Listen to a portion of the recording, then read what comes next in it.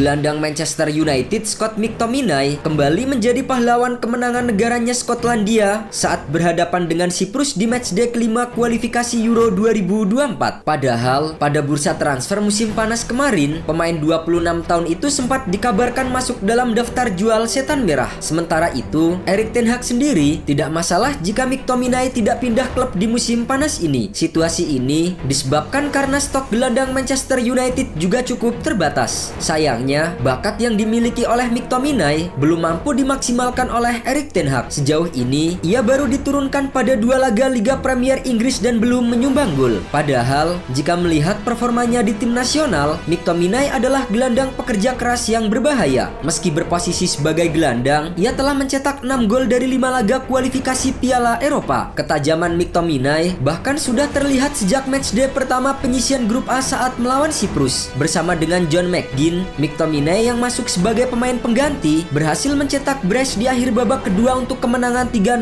Skotlandia. Tak cukup sampai di situ, McTominay semakin menggila saat Skotlandia bertemu dengan Spanyol di matchday kedua penyisian grup A. Bermain di kandang sendiri, McTominay yang kali ini dipasang sebagai starter di lini tengah kembali mencetak 2 gol ke gawang Spanyol yang dijaga oleh Kepa Arrizabalaga. Gol pertama McTominay tercipta di menit ke-7 lewat sepakan kaki kirinya setelah menerima umpan dari Andy Robertson. Sedangkan gol kedua tercipta di menit ke-51 dan kali ini lewat tembakan voli yang tak mampu dihalau oleh Kepa. Setelah kemenangan penting atas Spanyol, Skotlandia berhasil meneruskan tren kemenangan mereka saat bertandang ke Uleval Stadium markas dari timnas Norwegia. Meski berhasil menang dengan skor 2-1, namun kali ini McTominay yang tampil sejak menit awal tak mampu mencatatkan namanya di papan skor. Di matchday keempat, Skotlandia yang menjamu Georgia di rumah sendiri tak kesulitan untuk meraih poin penuh. Mengandalkan pemain seperti John McGinn, Lyndon Dykes, Scott McTominay hingga Andre Robertson, tuan rumah sudah memimpin 1-0